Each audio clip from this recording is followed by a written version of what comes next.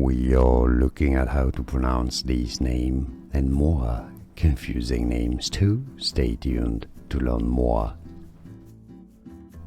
This is a given name. It can be a first name or a last name, a surname.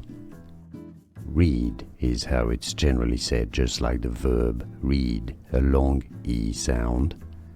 Read. We are looking at how to pronounce these names and more confusing names too. Stay tuned to learn more. This is a given name. It can be a first name or a last name, a surname. Read is how it's generally said, just like the verb read, a long E sound.